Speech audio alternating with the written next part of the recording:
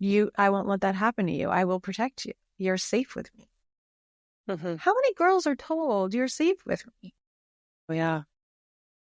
Could Not you imagine enough. when I heard that when we were little? Yeah, Am I I safe with know. you? And like actually mean it, I should say. Yeah. Not be a liar, right? But And like, actually feel it from your caretaker yes. that you're safe with them.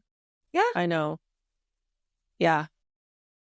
Yeah, I have long sleeves on, so you can't tell, but I have goosebumps.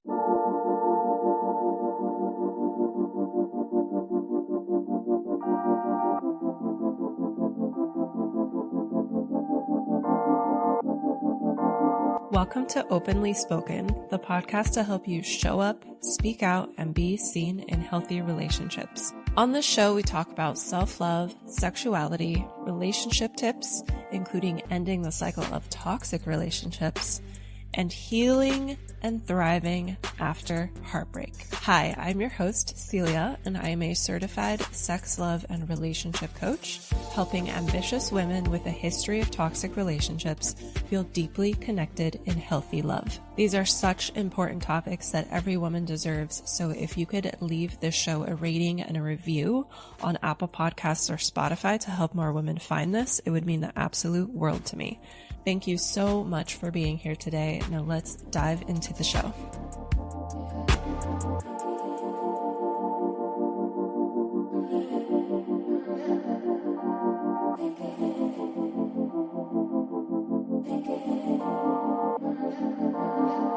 Holly is a TEDx speaker, an award-winning author, and an intuitive healer.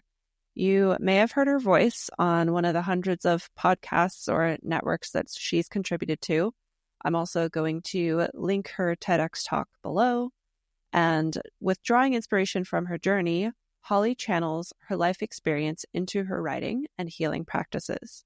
When she's not writing, speaking, or helping others live the life they dream about, you may find her dancing, listening to K-pop, or planning her next trip to Seoul in South Korea. I hope that you enjoy this episode, and don't forget to give us a rating and a review on Apple if you are listening on Apple or on Spotify. And if you are listening or watching on YouTube, don't forget to like and subscribe to support the show. We're going to talk about kind of like a heavy topic. So maybe before we dive into that, I'll just ask you, how are you? How is your day going? How is your holiday season since we're recording this in December? Yeah, what is the life like right now? I am really just focused on blowing things up to make everything different next year. So I'm settling into the change I've been afraid of. Oh, I love that. Thanks. You'll have to send me that because that was like the best description of it. I think I've ever. You could keep send that snippet to me, and Yes. I will want to because it really is. I'm a big goal setter, right? And like I think we even talked about like the fuck you being a fossil fuel can only get you so far. And I wrote an essay recently and I got a couple of rejections, and it's been a while since I've had to like deal with those. And I was like, they never feel good. Yeah. But it doesn't deter me from my creativity. And so I find it amusing that the few people who I didn't connect with has deterred me from speaking more. And I'm like, why am I letting that happen? So, yeah, I mean, in front of like audiences, like I want to kind of that. So I was like, all right, buck up, Holly. You asked for it. Here we go. Yeah. So now you're settling into the change that you've been resisting. Yeah. Right? That was what you said, settling into the change. I don't know. See, when it's channeled, I think that was don't what you said. Yeah. Settling into the change I've been avoiding or resisting, something like that. I'm going to write that down. Like, I'll send you a clip of it too. Yeah, like what? Yeah. It's also, I love that you shared that because you have done, speeches, you've done a TED Talk already. I think when people see online, like, oh, they've done a TED Talk, they're like, I don't know, like we tend to put people on a pedestal and we're like, yeah, that person, is perfect. And like, I could never do that because, they just have some other they I'm have so like something critical. that I don't, but it's like Yeah. we're all human. And like, even though you get to the point where you have a TED Talk, you still have moments where you're like, oh, I'm can so I critical of that TED Talk. I'm so really? critical of the process. I'm so critical Yeah. of the edit. I'm really bitter about the edit because they edited all the pauses that I had practiced out. I found the experience unnerving on so many levels. And I thought it was going to build community, but it didn't. Instead, it brought up older tropes of perception about me from the Weird. creators of that talk, which are you're weird, you're so Mm. quirky, why are you so emotional? Like, those are the things the people running it would say to me. Oh, But then they're like, we're I here to wouldn't think. support you. Are you not emotionally supported? I'm like, no. I loved my coach was outstanding. She was amazing. I worked really hard. I mean, you work on your TED Talk for like, I applied for, I think for 5, 6 years, I applied to different TED Talks. It was like a goal of mine to face my public speaking fears. Mhm. And I got the notification when I was, funny enough, in Korea. Like, I was like my second day in Korea, and I got the email that I You're had. like always there though. That's not true. It was my first time there. I was only there for 12 days. I'm going back. But then you apply like in the summer, and then they were like, we didn't get what we wanted. We're opening the doors again. And I was like, that didn't feel good for me. Then you do the interview Mm. process, Because you're like a backup choice rather than, yeah, I get that. I feel like I would feel the same. I'd be like, and oh. yeah, and then they did interviews, and then you got the notice. And in my interview, I was like, this is who I am. This is what you're getting. And what they do during the interview, they see how trainable you are. They kind of poke at you. They really liked in my speech, I say like 3 didn't stick when I talk about my miscarriages. And they really liked that. But the way I wrote it in my speech, the people in charge, I had it at the end of my speech because for me, I was building up to something. And Mhm. they made me and my mentor, even though we didn't agree, now I really regret not fighting this more. They made us put it in the beginning. And it is a very emotional thing for me to say in front of people.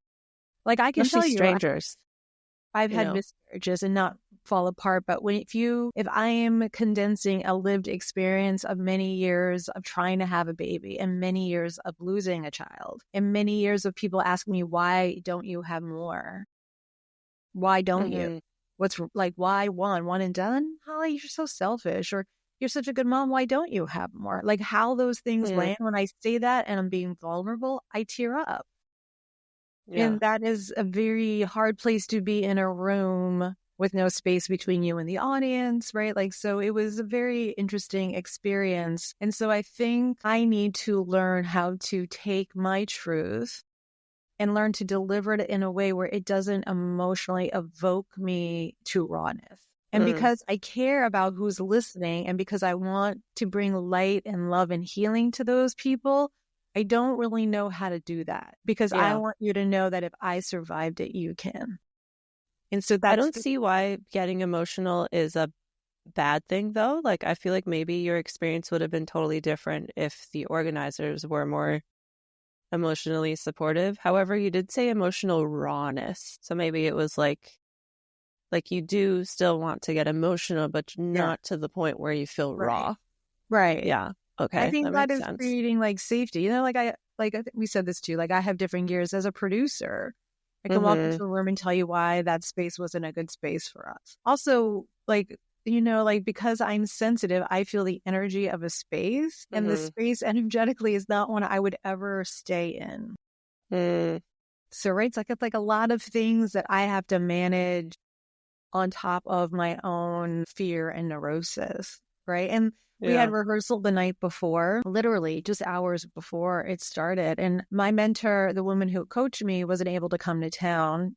And so it was me alone. And I find Mm, my life is like that a lot. Like, I do things alone that many people do in groups. So that was like, ooh, that hurt. I wasn't mm, expecting that.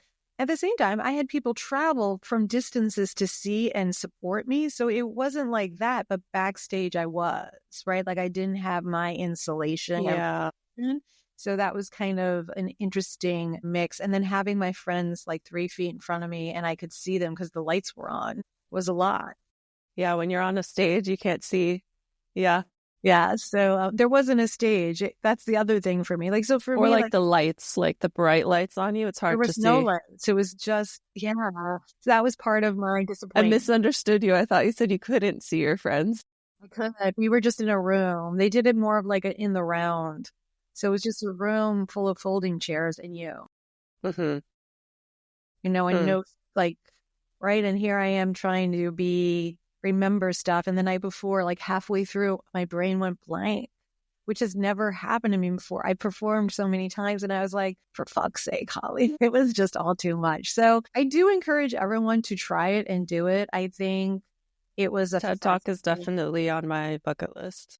Yeah. I think like who runs it and trust your judgment. And, I used to be upset about who I saw who got through, where I was like, why not me? I guess divine timing, I have no say in that, which is annoying. It's so annoying. But I think it's held me back instead of me refining my needs, right? I also used to come at things because I had been a producer, I came at things as a person who's in charge of everything around, but I want to step into talent. And as talent, I can ask for a safe, quiet space before. I can ask for mics that work. I can ask for like not really high maintenance things. A podium. One time I spoke and I asked for a podium and I was told I was high maintenance. Who are these people running these events? And why do I keep saying yes to them? See, right? Like, what is that abuse thing? I'm like, that's the thing I'm unwinding personally. So anyway, I would like to be able to, it's part of why I do podcasts, right? Because I really want to reach more people. And I think this world is in such a raw state that more healing needs to be done. And I would like to facilitate that. Podcasts are also a place where you mentioned that all the pauses were taken out of your speech. I feel like a podcast is a very like pause friendly place, because on YouTube, when they're posting a TED Talk on YouTube, like they want it to perform well in the algorithm, and they're probably editing long pauses out so that people all my don't. Other friends' pauses. I just think it was a conflict with me and them. Oh, it's just yours? Yeah. Well, I feel like podcasts are like more conversational than a video on YouTube. Maybe TED, maybe they have this already, but maybe the TED organization should have a podcast. They probably have one. Do. There's like TEDx is like a part of TED, but not TED. Like I met a few people who got invited up to the TED Talk from TEDx, but I don't think that I would do it. I think it's a marvelous thing. And at the same time, I think you're asking people to work for free. And it's interesting about that. Oh, you don't get paid. But you don't have to pay to participate, do you? Correct. Okay. At least there's that. You have to work for 4 months for free. Yeah. And hopefully the exposure brings you, I don't know, more. Right? It's a push me, pull you. Like, yeah. Again, I would like to say I'm very glad I did it. I even got a friend she's on the same stage as me. I was like, you have to audition too. My other thing is like, I'm always like, do I know people that you could talk to? Because like, then I'll just be sending them to you. I'm a big believer of sharing accessibility that way. Yeah. So it's fascinating. I think TED's been around a long time. It could probably use a little cleaning up. And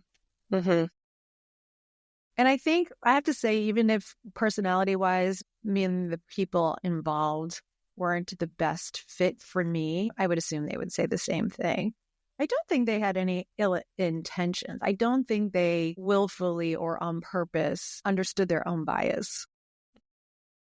Right? I wonder also, are they also working for free? Maybe that's why they're like... For sure. Yeah. Yeah.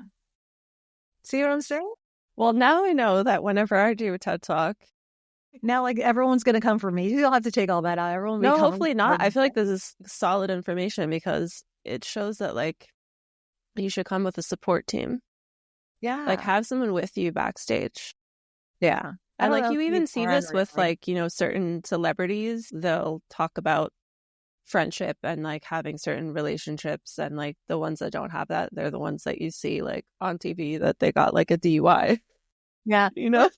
I had had one woman pull me aside. She was fantastic. Someone I hardly had any contact with. Also was working behind the scenes, and the night of rehearsal pulled me aside, and she said, I know when I recognize an introvert spiraling when I see one. She was so kind to me. She's like, tomorrow you bring a headset, you sit in your car all day if you need to be away from everyone. I know you're being bombarded, but you got this. Your story matters. She was so kind. It's the most she said to me the entire time. And it was just, and you're still connected? It just, I needed that. Right. It was very, I don't want to disappoint. And I put a lot of pressure on myself. So collaboration and speech writing and creative storytelling in any way, creative nonfiction, fiction, everything, you're always working with an editor. I can take notes, right? I can take that and adjust. But there are times when you should push back. And so that is an interesting balance, because a TED Talk isn't a regular speech. A TED Talk isn't an essay. Wrote one of the things I thought was one of the best things I've ever written. And I sent it to my critique partner for my talk. And she was like, this is the best thing. And she's known me for 10 years I've ever read of yours. And I was like, so proud. And I gave it to my mentor. She's like, this is a great chapter, but this is no talk. And I was like, oh my God, I was devastated. Yeah. And I said, well, then I need better cues. Mm-hmm. I need help. I don't know how to fix it, because that's what I presented. Yeah. And then so she had to do the TED Talk. And I had gone and watched, I can't even tell you how many, and broke them down. This many minutes, this is how they do the broad, this is the fact. I'm a researcher that way. And I did all that. I was like, isn't that? Yeah. Here. The answer was no. Mm-hmm. Then do some more. And you're like, oh. Yeah. So I found even the people who maybe shined, I think, the most that day, they had I have never met someone who's done a TED Talk who hasn't said it was the most challenging thing they've ever done. I believe that. Because even being in Toastmasters, making speeches for those meetings are very challenging. Especially if it's something past the icebreaker, where are you familiar with Toastmasters? I am, because we had to practice in front of Toastmasters. Oh, cool. That makes sense. Yeah. They liked it, but TEDx did it. See what I'm saying? So you just Toastmasters is a very welcoming space. Yes. Thank God. Right? The first time I did a Toastmasters speech, I think I talked for a total of 15 seconds before I started shaking and crying. Well, I cried. I totally cried. I didn't know my because I was so scared. I was a hot mess. But in hindsight, to kind of relate this back to, or not back because we haven't touched on it yet, but we wanted to talk about the father wound today. When you look at that speech where you cried, because this is what happens to me when I reflect back of I only talked for 15 seconds and then I started crying. Now, and it's almost 10 years later, I look back at that moment and I'm like, wow, that was me existing in my old trauma of it's unsafe to express your voice because you're going to get in trouble. You're going to be criticized. You're going to be harshly responded to. And I wonder if you've had that same experience when you reflect. I think people dismiss my pain too easily because I can handle it. And I think when I finally let down the wall, right, and I'm that vulnerable, it's such a relief to know I have space to do it, that I'm overwhelmed with love and appreciation. And that's it's making me tear up. You see, I'm crying. That's what that was for me. I am in a welcoming So it was a love and appreciation cry, not a I'm fucking terrified cry. Yeah. Okay. Yeah, not the terrified cry. It's the love and appreciation. That's beautiful. I will let you in where only 3 people live in my life. Like that. So in my heart, I'm going to tell you that part of my heart that took me 6 years to heal in a sentence. See, if I say that, that just makes me emotional. 6 years to heal that. Yeah. And you're dismissing me and saying, why are you emotional? Because I don't fake who I am.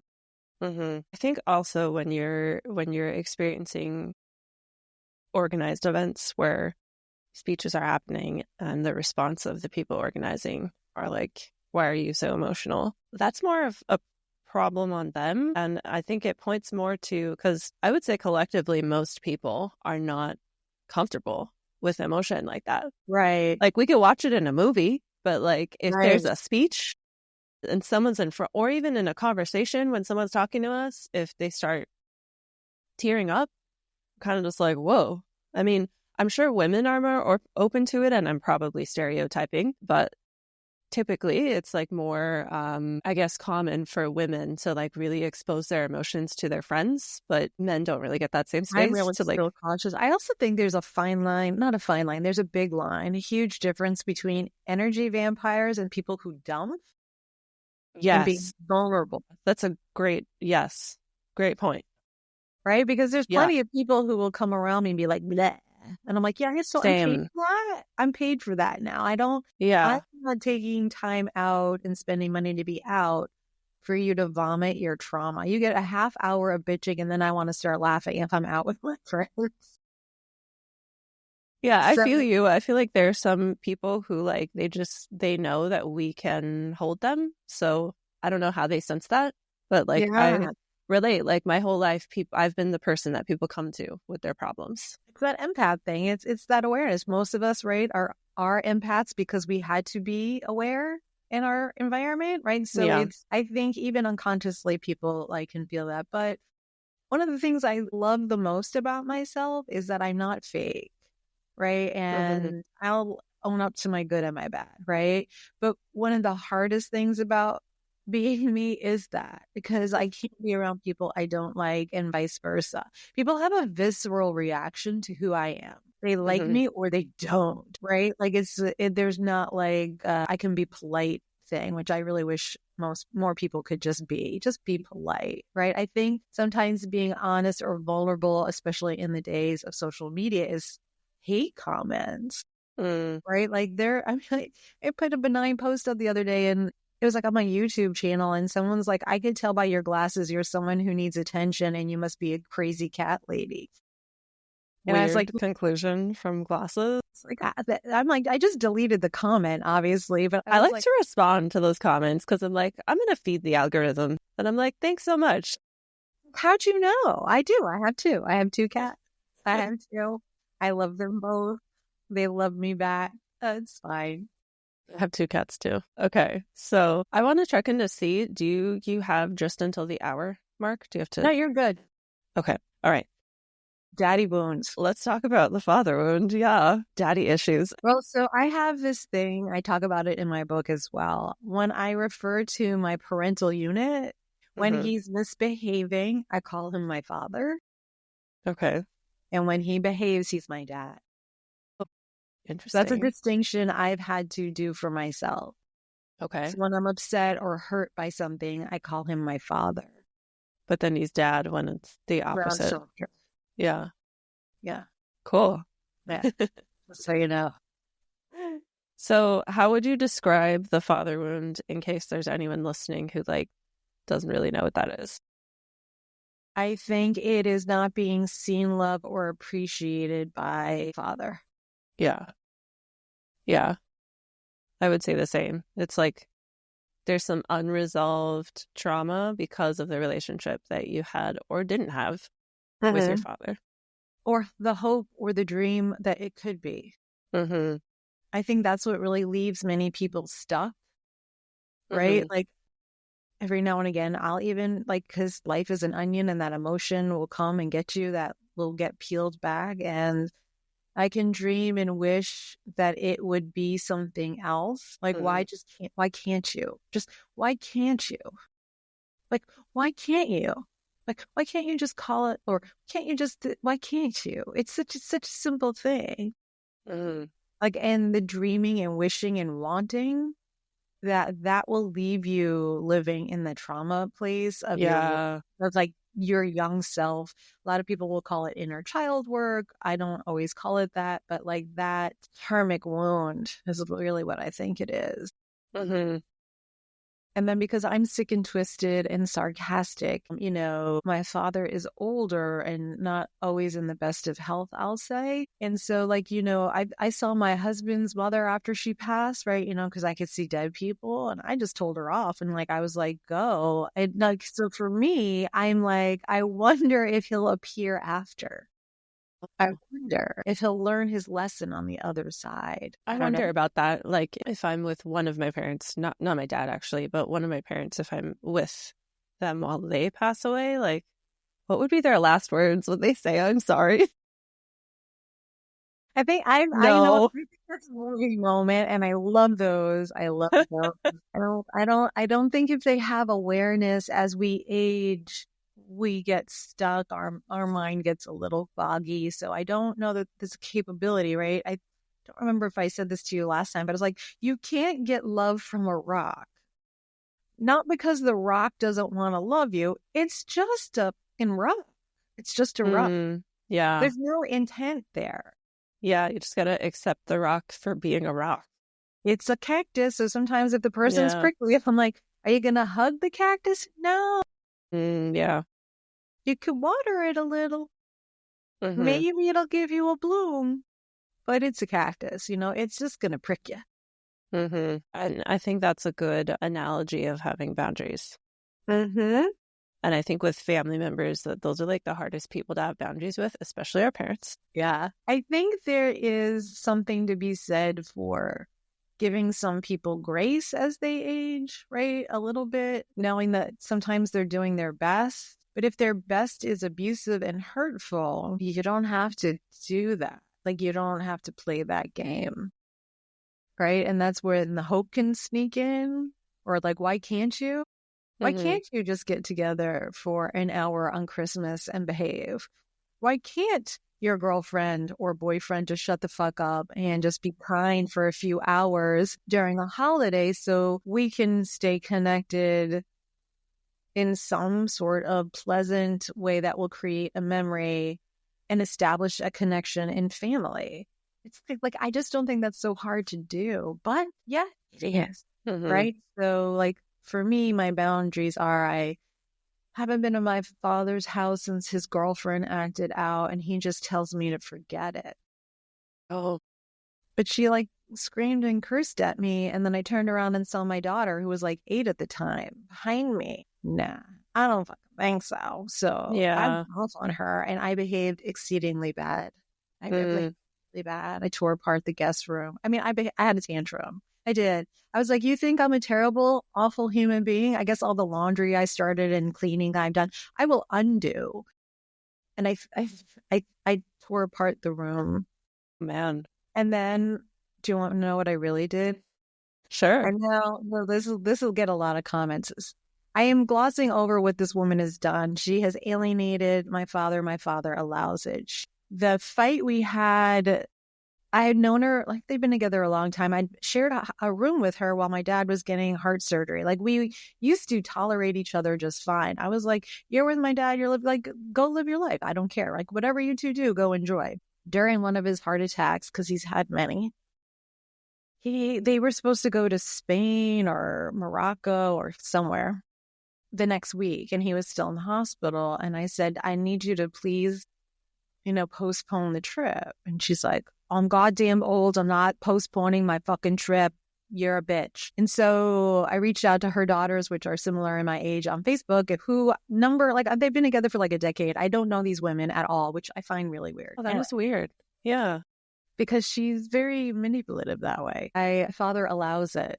He's okay with it, right? So he must be getting what he needs. So I reached out to them on Facebook and I said, hey, I'm sure you're aware that my father's in the hospital. They're supposed to go to Spain. Can you help me get them to postpone it, please? Also because you're dealing with people who are older and their thinking isn't clear. And if you're stressed out because someone's in the hospital, you might not be thinking clear. I'm just trying to cover the big or here. Having the tickets to Spain might be their only thing of hope that they're holding on to. That would be such a sweet thing to think, but it's not. But that's okay. So let's I tried. I like it. We'll pretend that one. Anyway, so the girls agreed with me, but they didn't really respond to me. It's not really, they don't know me, right? And they only know me through whatever or however they describe me, and who knows what that is. So the fight, so that was in August. So this was Christmas. I was there visiting for a few days. And you're a goddamn pain in the ass. You a troublemaker. You had my daughters call me and make trouble, and I wanted to do what I wanted to do, and you're just a goddamn piece of shit. And she just cursed, like was going nuts. And the daughters never responded to you? They just turned around and told their They mom? agreed with me, obviously, because they got them to postpone the trip. But that I have never, no, nothing else. Okay. Right? So anyway, so then the mom is cursing me out. And I was like, whatever. I go, you're such a nothing for me. I've seen so many of you come and go in my father's life, in my lifetime with him. So I don't give a shit. So shut the fuck. Like, I was like, I'm not afraid of you or you're whatever. I go, and now I know when my father talks to you the way you do, because you're a fucking moron. Like, I went off because I was pissed. I gave you all the space and grace, and now you 3 shots across the bow. I give you 3 shots and then you don't. But when I turned around and saw that she was okay to do it, to scream and curse at me with my kid behind me, and that they waited to the day I was leaving for her to have this conversation. And then I realized my father left the house on purpose. So like this was agreed upon by them to attack me. I was not having that. So I verbally shot back. I was like, I'm not afraid of you. You are just so common. You're just whatever. I'm like, I think you're like the 10th version of you that my dad's been with, so whatever. So I went upstairs and made a mess of the room, called a cab to come get me because I was leaving. I was like, no. And then my daughter was crying because she was afraid. So I grew up with verbal abuse. So like any sign of it, no. And that's a stop no for me. And then they had been battling ants. So when she walked away, I took sugar and put it everywhere in the kitchen. They live in Florida. I put it everywhere. I put it in every cabinet, every nook, every cranny of the kitchen. Everywhere. Washed my hands. My father then shows up and he's like, you're not taking a cab. I'll drive you. Okay, everyone just sit with that for a second. I just want y'all to sit with that. And as we pulled out of the neighborhood, my daughter's like, oh my God, my Legos. Like her Christmas gift her present that she got was left behind. I'm like, turn around.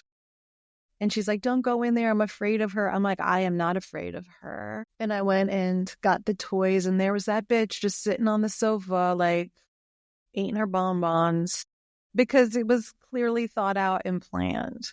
Right. And so I've never been to my dad's house since. And his conversation with me was, why can't you just forget it? Just forget she said anything. And I said, that doesn't work. I don't care what she can say to me. Like, I'm a grown up. I can handle it. And I think she's a piece of shit. But you can't speak like that or be like that and scare my daughter. So the very minimum that I'm requiring, if you ever want to see me in your home again, is for her to apologize to my daughter for scaring her by yelling. I think, what I say, 6 years out, never happened. Yeah. And honestly, you'll probably never get the apology. And Never. I feel like that's a big part of healing father wounds, mother wounds, any wounds with people. Is coming to that. Just forget it. I think I'm really like disassociative because that's what was required to survive his alcoholism. When he's sober, but he's like a dry drunk, if you're like familiar with that at all. So what does that mean?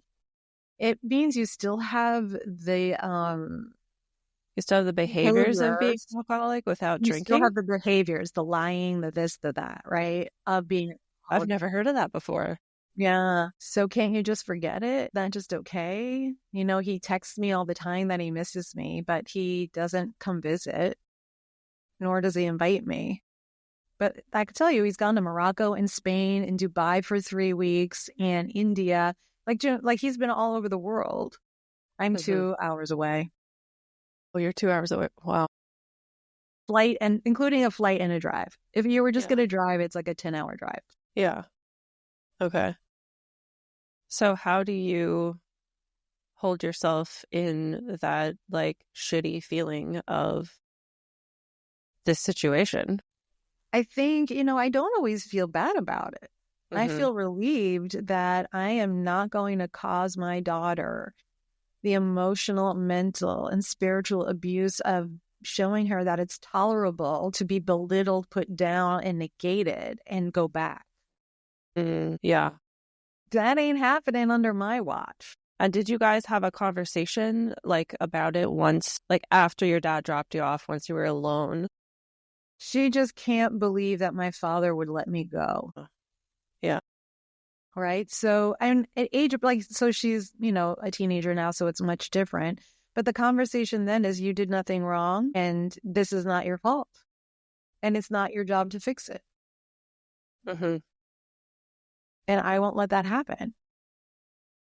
I won't let that happen to you. I will protect you. You're safe with me. How many girls are told you're safe with me? Oh, yeah. Could you imagine when I heard that when we were little? Am I safe with you? And I actually mean it. I should say, not be a liar, right? But and like actually feel it from your caretaker that you're safe with them. Yeah. I know. Yeah. Yeah, I have long sleeves on, so you can't tell, but I have goosebumps. Think that is like, that's all the truth of it. My father loves me to the best of his ability. He probably does miss me, but he has no ability to own his part or apologize. I'm sure he probably even said sorry for her. And I was like, that's not good enough. Yeah. Not good enough because you allowed it, because you left the house at a weird time. So you must have known she was going to do it. And my crime, if anyone's forgotten before you're still horrified about the tantrum I had, which is the crime was, I'm worried about your health. Please don't get on a flight and die. Yeah. Yeah. Just saying. That was, I'm so awful. Like, I worry about you that way. So yeah. So I think the interesting dichotomy of like my pressure cooker of my personality coming out of a life of that, right, is I deliver really dry and I'm exceedingly emotional. That's why when I do let that wall down, it's extra special. That vulnerability, because there was no space to be like that. Right? I watched my father berate my mother every day over stupid shit. And in hindsight, I realized that's because he came home drunk. But I didn't know. You don't know I that. didn't understand it was alcoholism because it was just my normal. Yeah. Yeah. And I think it was when I was in therapy when I was like 28, and she's like, you might want to check out Al-Anon. I was like, no. But then I went to that? Al-Anon is that a medication? It's a group. So AA is for alcoholics. Al-Anon is for the children of alcoholics. And it gives behaviors of how children of alcoholics behave. And I was like, tick, tick. Like, I had all of them. Yeah. And that annoyed me because I don't like being like other people. So I was like, other people are now overachieving. Other people are trying to make peace in the house. Other people know what it's like to be afraid of not knowing what's coming in the door. Right? Or then my father would, like, back in the day, shower you with gifts to make up for it, to make you forget. Yeah. Which some people might think is awesome, but I'll take a safe space over that. Yeah, definitely. Me too. And since you said that, checklist of behaviors, I did before this call, like look up for, what did I look up? I looked up like a checklist of things that come up with the father wound. And I thought like maybe we could go through that. Let's see. Father wound signs. Let's see. You'll pick broken men. Yes. Starter husband, right? Broken. If I love you enough, you'll be happy. So this is from alivecounseling.com, and I can link it in the show notes. And there's one headline in it that says, or like subtitle, I guess it's called, How Does the Father Wound Impact Adult Well-Being and Relationships? And then there's like a list of about 8 things. And one thing that comes up is low self-esteem and low confidence. And it says that like children are self-centered by nature. We're like that first before we learn to like share. and be kind to other people. But when we have a father who's either physically absent or emotionally absent, we might receive criticism for being that way. And I think that's what contributes to the low self-esteem and low confidence. I also think, it doesn't say it in this article, but I also think to talk about what we just said about having the safe space. I feel like a lack of safe space also creates just like somatically low self-esteem and low confidence because we don't have that like. I had both for sure. I just call myself neurotic. Like I didn't realize I was neurotic. It was because of that. I don't remember. I think I had a talk with someone I knew in college recently. We reconnected and she is a famous newscaster. And we were in the same program. We were catching up and I was surprised that she remembered me, honestly, right? So I was like, oh, it's been a really long time. And I was like, this is what I remember of her. I was like, you were really well spoken, thought you were really fun and smart, and you were like so confident. Just like, she back in the day before 1,000 cable stations, CNN was a thing. It was like a big thing to be able to get an interview there.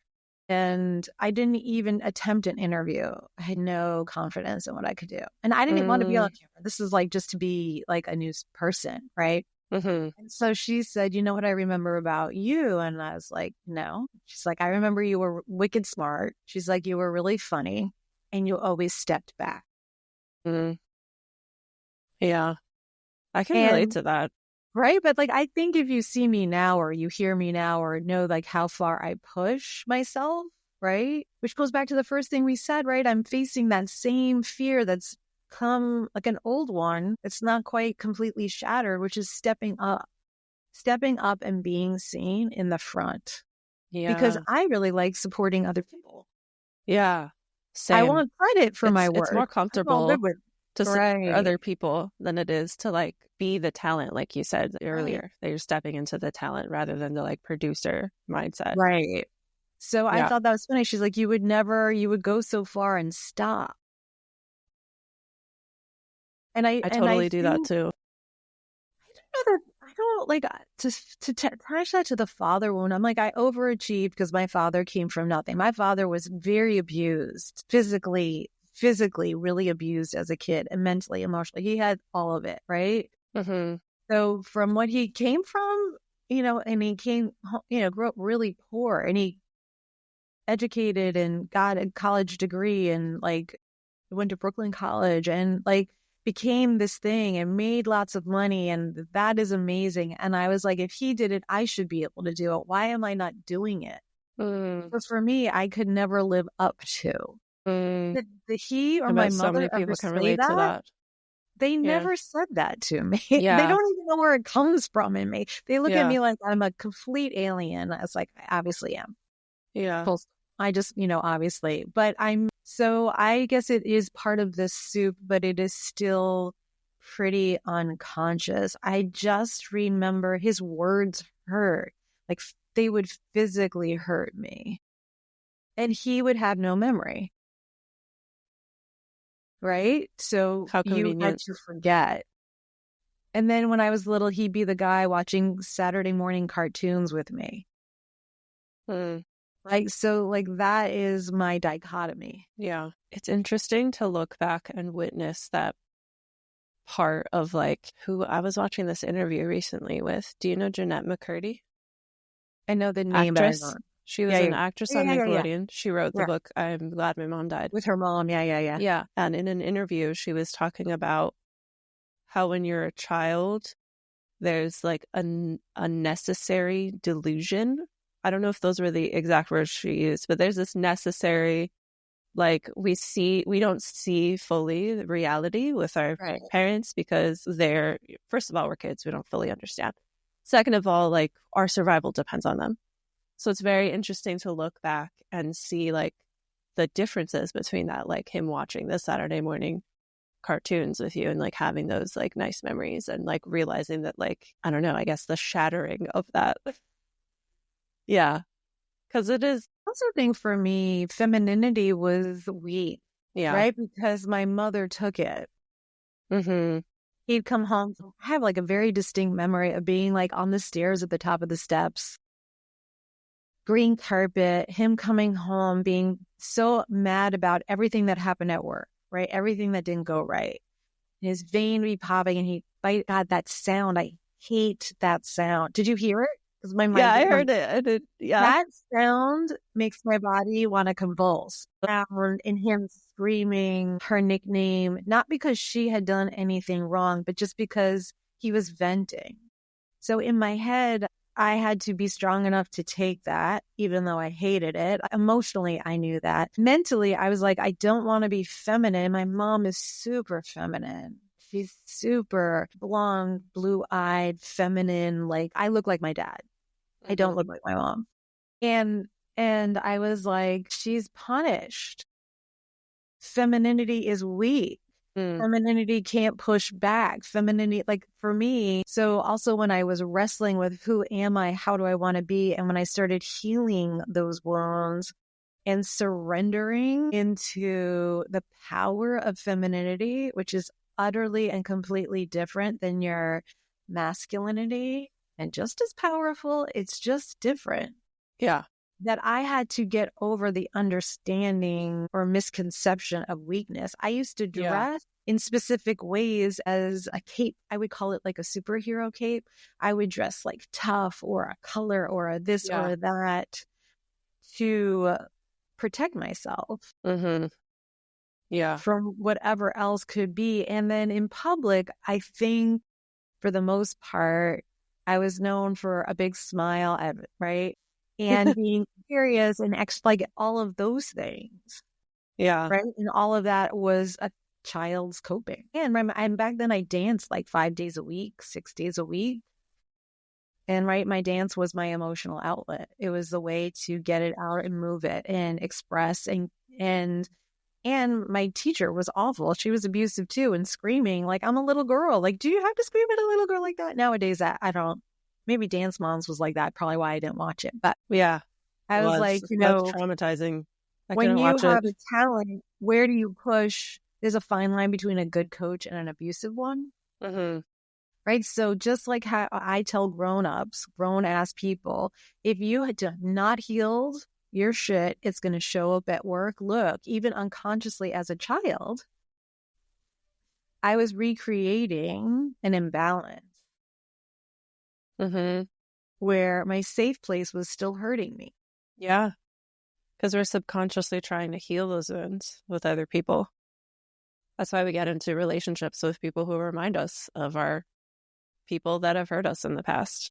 Right. My new talk, the one I want to step out on stage in 2025, is taking the trauma out of bonding.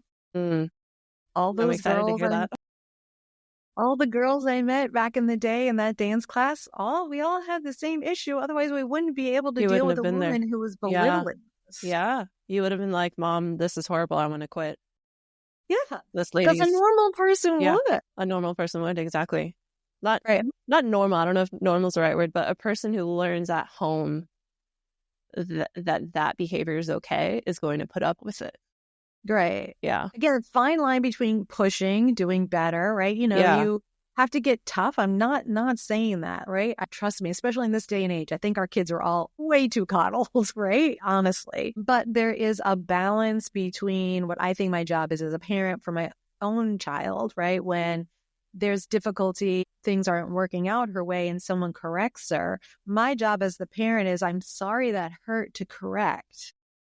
You can have those feelings. What are you going to do about it? Then you get to discern, was the correction necessary? Do I need to work harder? Is this not a fit? Is it a momentary, someone had a bad moment, right? Because I don't want to say all these things because it's super simplified for 55 years of my life in a few sentences, right? So it's a little different. There is nuance, and I wish we would make space for the nuance, right? So I don't know. I think moving forward, and for anyone listening, I would want you to be able to decide that I can love the person, but not have to have them enmeshed in my life.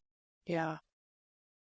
I can acknowledge that I have a dream of a relationship with my father that was different, but realize the reality is it's not.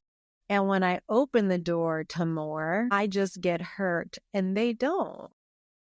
Or maybe they get hurt because I've closed the door, but that's not your problem. The solution is they need to reflect and say, where can I do better? And where is this my limit? And if this is their limit and my kid can't accept that, I guess this is the price.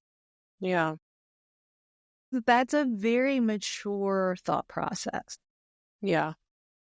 I love that. And it ain't easy, and we're not always that good, right? Because sometimes you shove sugar in cabinets. I'm just saying. Yes. I also loved what you said about like looking at what your ideas of femininity was and thinking that it was weak and like exploring that, because that was also like one of my big growth points, is like looking into like, what is divine feminine energy? Like, let me look this up and like, let me lean into it. And like, for my experience, I haven't shared anything from my father wounds, but I was raised by my stepdad, who married my mom when I was 2. No, I was 3. And he's from Pakistan. And his culture, like, women are literally second-class citizens.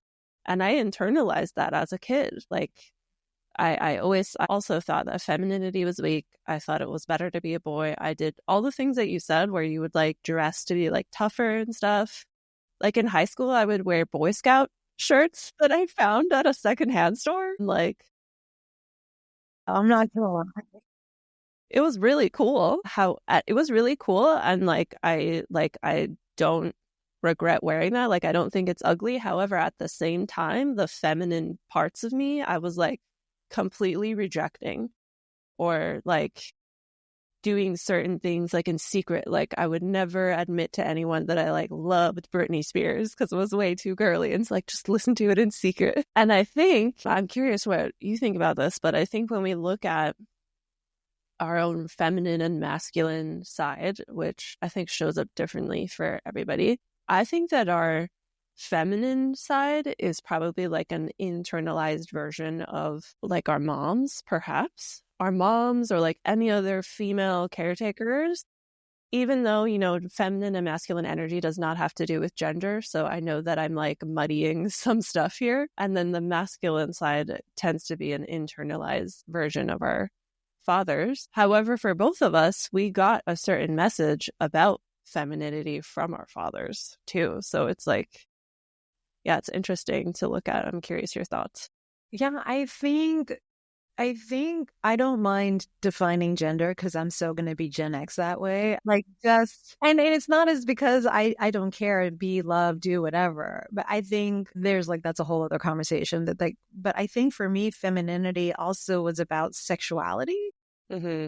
Right? Like in growing up in the time that I did, it was like Farrah Fawcett and her see-through bathing suit. It was Playboy, right? Like, I know there's way more bombardment. You have OnlyFans now. You have all of these other things where we can dissect sexuality and femininity into parts and parcels. So you dissect a woman until she is not. Want that to sit there for a second. So you're dissecting women until they are not, and then telling her what she is. Yeah. Holy shit.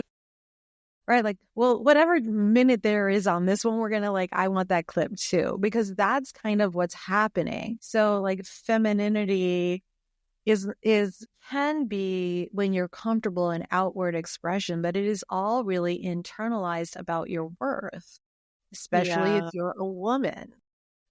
Right? So what is your worth and what is your value? Right? Go back to my TED Talk back in the day. People love quoting Confucius. He believed women were only good uneducated. Women didn't have names. Women only got a name when they bore a son, and they became the mother of the son's name. Confucius, I just threw up in my mouth. Women. He hated them. I did so much research on this. I was horrified. So just like let that sink in, right? Confucius had a mother wound. Obviously, right? Oedipus complex, what is that? I think culturally, like, I don't know much about Pakistani stuff, but I'm assuming, like women covered and more modest. And I'm wondering if he ever touched you or showed you affection. And I'm wondering what made that kind of person attractive to your mother as a model in your home for you, right? Like, what's Yeah. that wound that would bring that in? What was the security and or safety that she thought that brought? Yeah. In today's world, when a lot of people, homes are full of two working individuals, and then you divide household tasks or what you need help with, that can be an ongoing conversation, and it's no one's business, but it's something that you have to express and say, I'll do this, or I won't do this, or I'll do this much of this. I hate doing laundry, right? And I don't particularly enjoy cooking, and I do both all the time, right? And my man Candy, my husband is 6'5", he's a giant, and so the deal is I'll wash and dry your clothes. I'm not folding. I'm like, I'm not your mother, right? If I'm doing the laundry, I'll do the laundry, right? I won't not wash your clothes, but I'm not folding and putting them away. I have a line. That's my line. He's like, nor should you. That's like, we're good like Nice. that. And I it's like not that. a petty thing. It's not petty. This is Yeah. just what I'm comfortable with. Like, I'm with him. He used to love cooking. I'm like, you need to be cooking some more, because I've become way too good of a cook. And it's not that I'm not feeding you with love, but bleh, right? So like, those were very like traditional home maternal. I think maternal got word I'm hearing, because I want to say it's not mine. It's like bastardized almost. Because my greatest thing that I thought about for so many years was how I wanted a mother. Even my mother tells me how I mother is spectacular. You know what? I don't earn money doing that, right? I don't get really much attention. I don't post about it. I've never talked about my family as much as I even am on this podcast. I really usually keep that for myself, right? Let me know if you want me to cut any of those parts No, out. I don't. I haven't said anything like whatever, right? Okay. But like, so like, what is that? Where do we have value? Why do we, some of the really interesting arguments in the world right now are traditional wives versus not, right? And how some women look down on trad wives and they think they're like brainwashed or whatever. And then on the same side of I've that seen that too. conversation, Yeah. are women really working hard and wondering where the men of value are? But you have to create space for that. And if you're busy defending and doing all the work, and I was that girl, so I could say this, right? I was working hard. I was single. I was busting my ass. I was going to prove to everyone I could do it all. But really, I wanted someone to do it with. Yeah. So it's like those softening of edges and forgiving defense mechanisms that will create space for others to come in. And then you can make other choices. But when you're busy defending and proving, that's a very different, that to me is masculine energy, where feminine energy is, I am successful and I want to share in that. And I draw you in, right? Like even feminine sexuality is about drawing in. I would not have understood that in my 20s and probably some of my 30s. Yeah. I think that comes with being able to like look back and, if I could go back to my younger self, I'd be like, I would tell me a lot of things that happened weren't my fault and I wasn't responsible. And it's okay to ask for help or walk away. Because walking away meant failure to me. Yeah. Same. Instead of walking away, like walking out of my dad's house after that person said those horrible things, was my brother's like, why'd you let her kick you out? I'm like, I don't feel that way at all. I left. I left, and I won't give you the grace of my presence, my energy, my time. You won't know my family. You're losing, not me. Me, I'm safe. I'm happy. Yeah. I don't have to look at your mug. I don't have to be and pretend I like you. I don't have to do any of that. I don't have to be respectful of someone I don't respect. I don't have to be in a house full of that energy and have it tap me out and exhaust me, make me sad. How sad.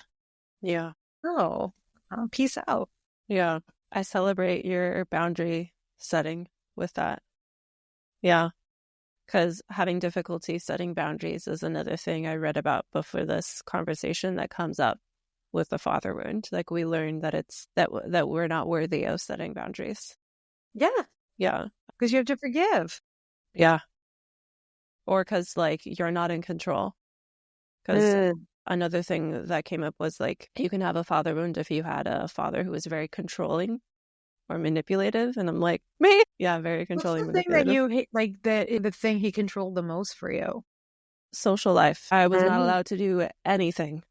It was like, you go to school, you come home. Even as a teenager, it was like no boyfriends, no hanging out. Like it was always I remember we lived across the street from this coffee shop, and there was like an open night happening, open mic night. And a couple of my friends from high school, I think I was like a freshman or sophomore in high school, were performing there. And I really wanted to go.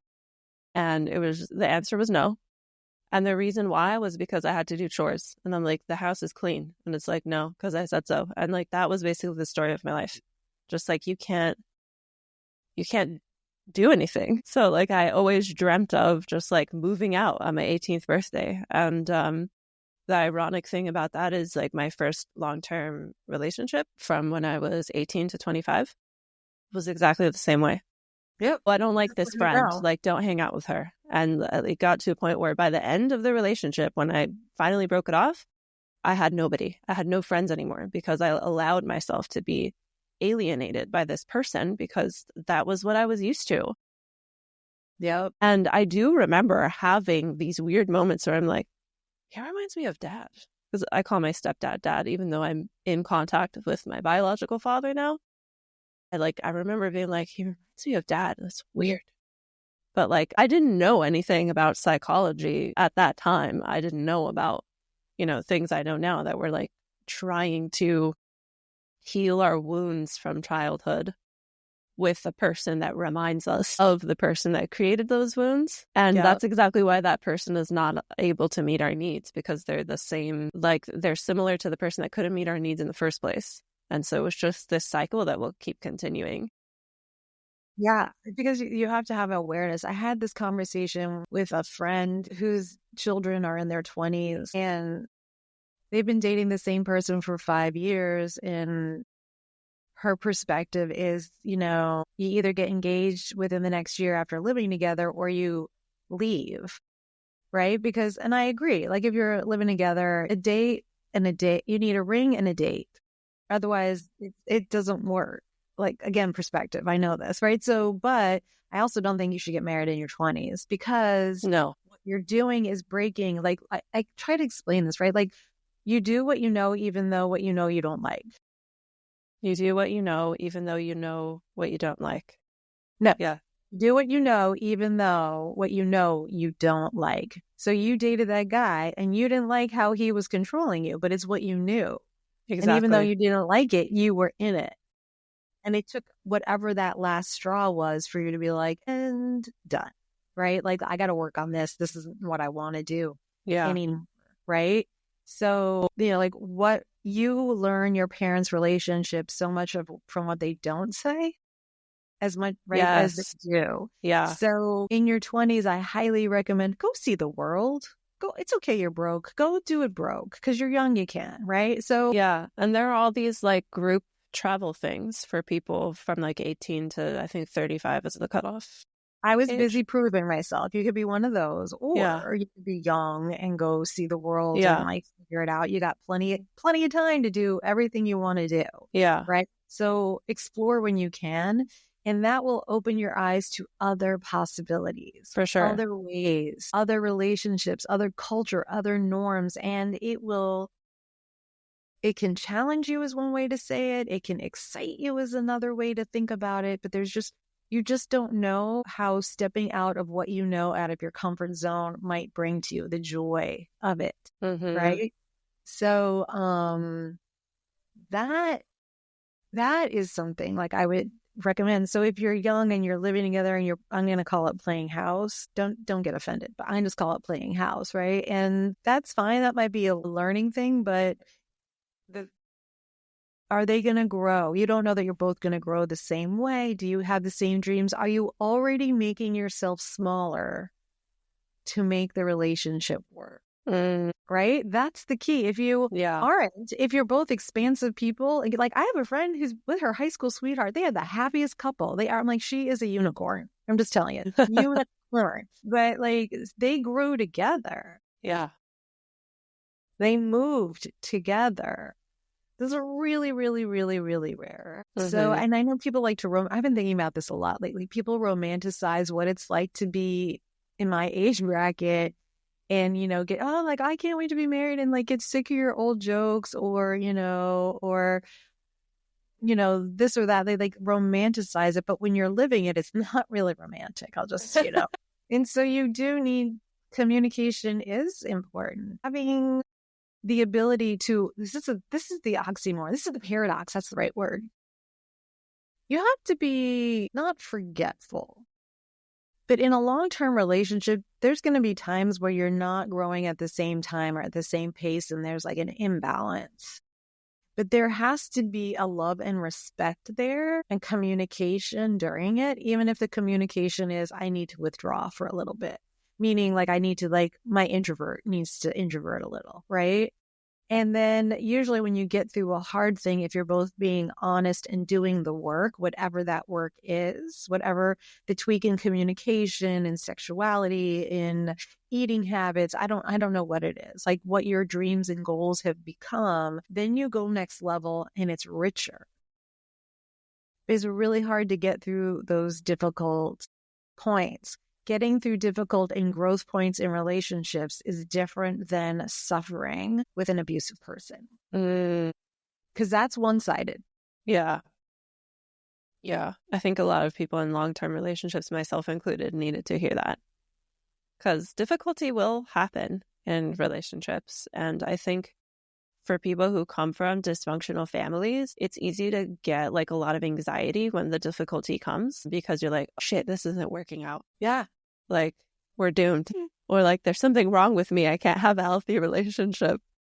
Yeah. Can we take a quick bio break? I had a lot of coffee and I have to pee. Go ahead. Okay. Asking for my needs. I'm with you. Wait, that was my favorite. I can't hear you though. I muted myself because the bathroom in my office is like right here. And I'm like, I don't want her to hear me peeing. I walked away. I peed myself. You're good. You're good. Yeah, good. I used to like not ask for a bio break when I needed it and just like hold while I'm having a conversation. I'm like, why am I doing that? It's like, I think the last podcast I did, I ran to the bathroom, bent over. I was like, oh my God, I booked it at the wrong time. My body's like, we have to go to the bathroom now. What do you think? You're not little. Yeah. No. Yeah. I'd love to hear about, so you mentioned like having a starter marriage. I don't know if that was the last conversation we had or if you brought it up today too. I'm curious to know like what were the shifts for you as far as like, how the father wound makes us get into relationships with people that remind us of, the same wounding stuff. Mm-hmm. But then when we work on it, or as we mature, we tend to be looking for different types of partners. I'd love to know, like, what was that shift for you? Like, what were some of the realizations you made? Or why do you think you were able to move from being in a relationship with someone who was not the right fit to someone who is the right fit? I think for me, my starter marriage was fit into my plan. Mm-hmm. Right. So I had goals. So by the time I was 23, I wanted to know who I was going to marry. By 24 to 26, I wanted to be married. At 28, I wanted a kid. At 30, I wanted a kid. At 32, I wanted a kid. Yeah. While I was doing that, I was going to excel and I was going to walk. I landed in LA and I was going to go from a PA to a coordinator to a production manager to producing within 5 years, obviously, roll up to the Oscars in a Jeep, my hair messed up in a fucking gown, and win an Oscar. That was damn. I know. I was very, very ambitious. I'm still quite ambitious. I guess sometimes when I tell people... Did you get your Oscar? But my friend might be nominated for it. I've worked with Oscar winners. Cool. I think also LA worked for me because it's full of people with wounds. It's full of hurt people. I think art is created out of a need to express. Like, I don't really know any I'm a happy person, but like, when I go somewhere and I tap into things, I think you have to be able to be emotionally honest. And I think without any sort of trauma in your life, I don't like normal, like, wake up, had a good family. Like, I don't know. I'm sure there's plenty out there, but I wonder about that too. Like, I'm like, there must be a positive outcome to trauma. And I'm sorry for the people who hear that who are like triggered, Oh, because I know wait. there's some awful traumas out there. In psychology, in my class, my psych class I took, Psych 101, I remember it was most famous people had a traumatic event happen early in their life. And by then I had already been raped and my house burned down. I was like, I'm here, man. I'm here for it. What's up? I guess that was the reason. I mean, because I'm weird. And that was my coping mechanism. Mm-hmm. I think that. I wonder if it's because with fame, we think we're going to get like love, because it's like all these people, There quote is a unquote, quote love right you. now.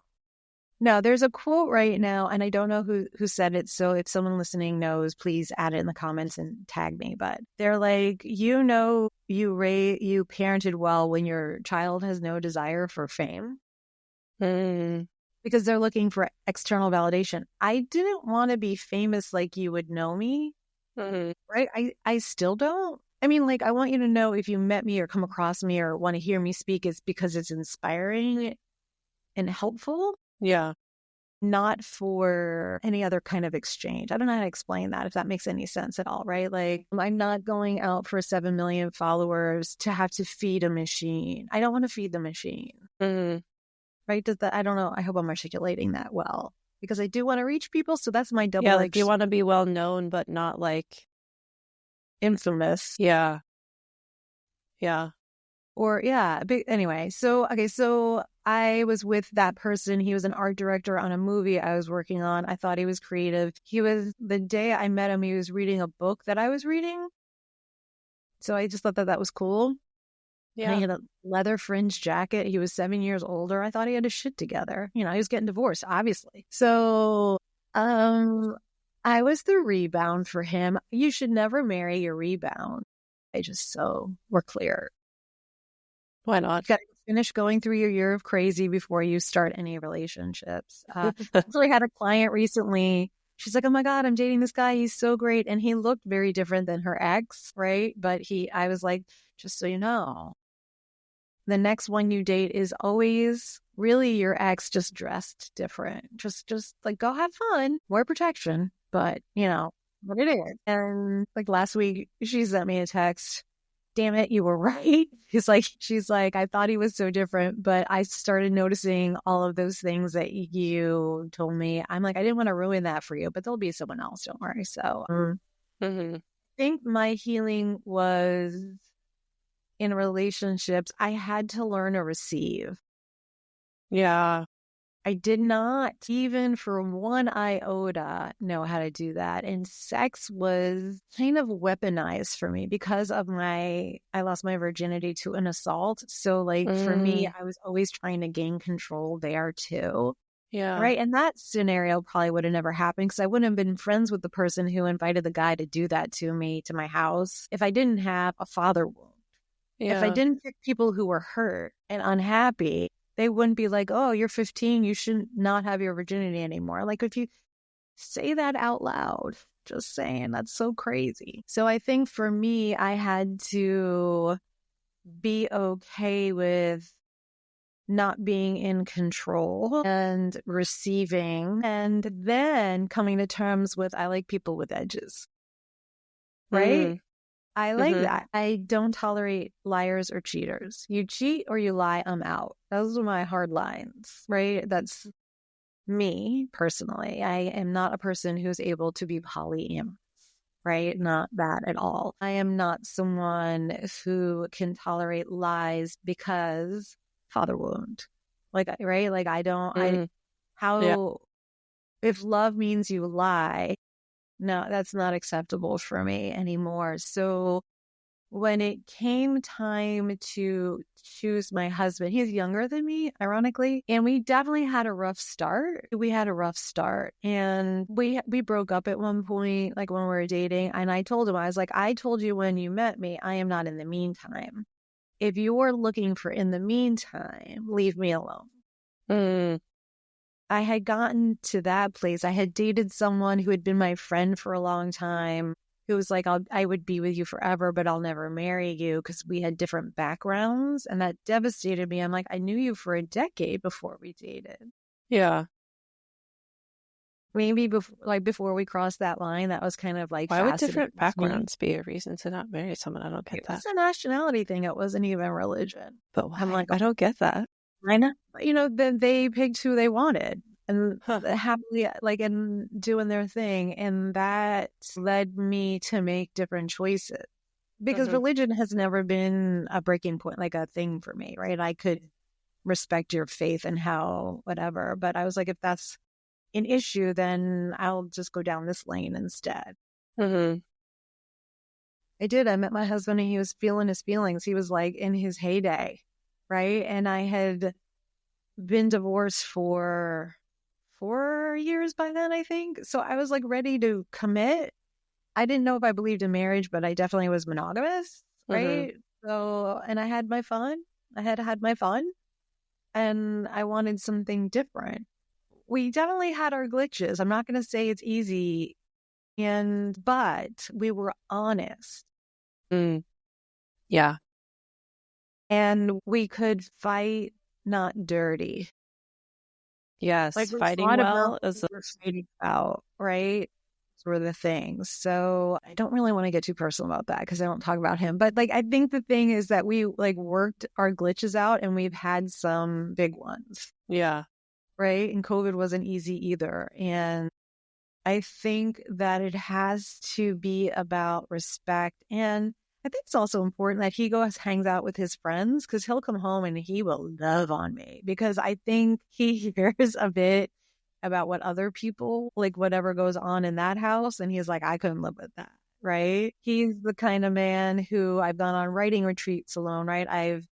Recently, I do some solo trips, because what I want isn't what he wants. And doing there isn't fun. But I could come back and be super excited, and I want him to go do what he wants to do. Yeah. So it's a balance. And I think it is because I know he won't cheat, and and I have confidence in who we are in our relationship. Yeah. Yeah. I'm hearing that you both have space to be your own person. I'm hearing that there's a lot of trust. And I'm hearing that you both have this skill that is very important for long-term relationships, is being able to fight well. Yeah. Plus the honesty piece. Yeah. And the irony, want to hear something crazy? So his mom could be the Mother Wound podcast, right? She was whatever. Her birthday and my father's birthday, same year too? That I don't know. I know. My that dad's would be old. wild if it was the same year. That would have too. been. The other thing is... Same year, same time. The other really fascinating thing about my husband. So the first time I took him to visit my family or meet my family, my father was very active in his addiction. It was awful. He was awful. No one outside my family had ever seen that. Right? So it was a family party, of course, like it always was. And then we were back in my father's house. My father had left my mother for his mistress, and we were in their house.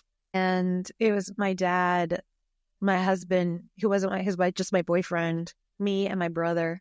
And my father started doing what he does, which is eviscerate you with his words, and that screaming and that, right? And he started laying into my brother. And my boyfriend said, "Where'd you go?" Because you disassociated?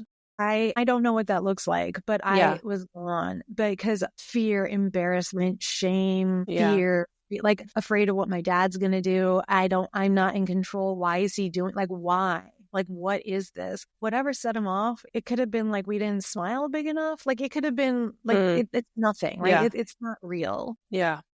So he literally picked me up and moved me out. And I was horrified. And I was like, I would never see, if I ever saw that, I would never go back to that, right? But he protected me.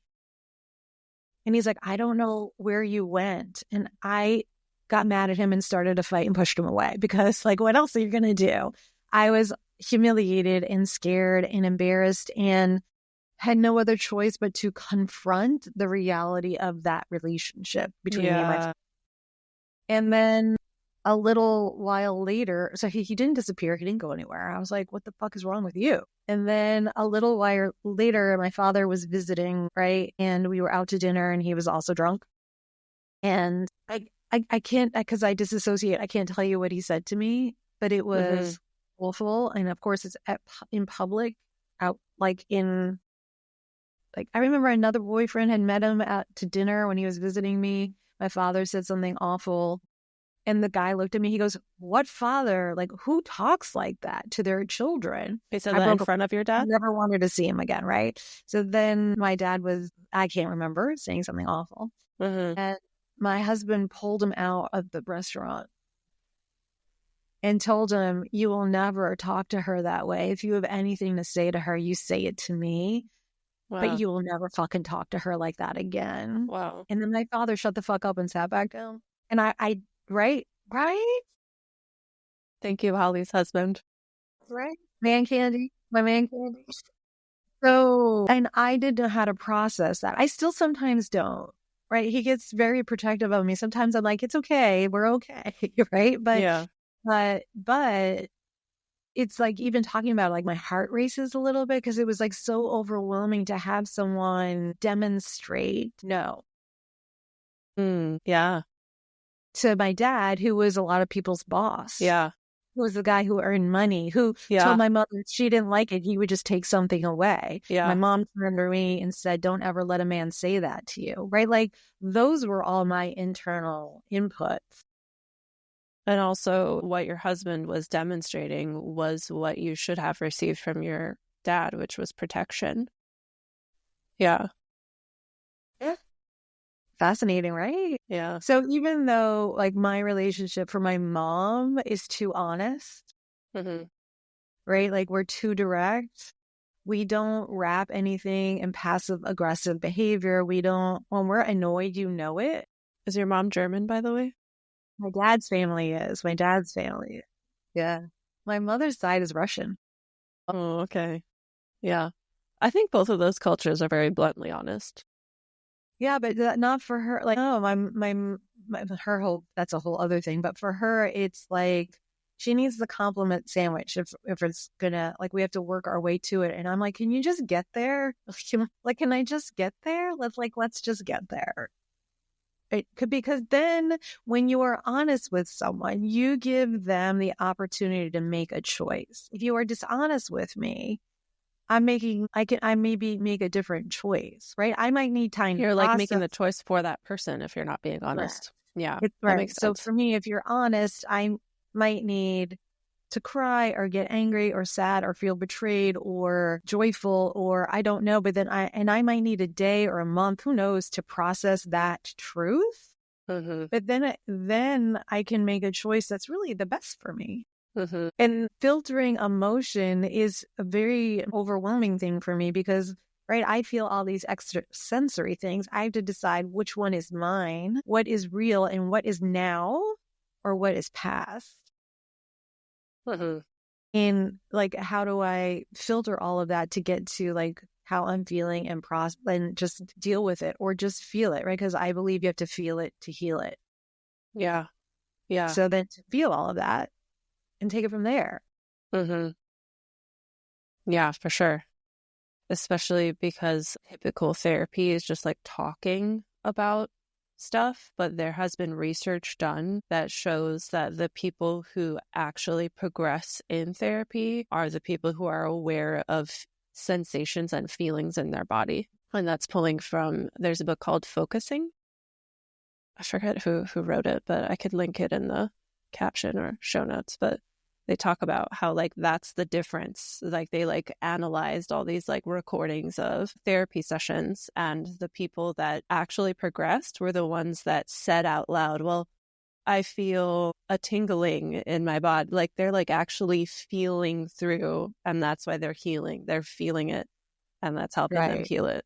That's the magic of energy work. Like, if you can't name it, I can feel it, and I can literally move it. Like, so many cry on my table. Out of relief. Like, oh my God, I can let that go. Yeah, for sure. I don't even know what that but I'm letting that go. Yeah. Yeah. A lot Pleasure. of people cry in my sessions too. And I feel very grateful to be able to hold that and to Yeah. be able to, like we did talk about with the father wound, like unlearning the enmeshment. Like when someone is crying, I can hold that and be that presence instead of crying along with them, which like if I was coaching 10 years ago, I probably would be crying along with the person. And then it's like, wait, who's holding this space now?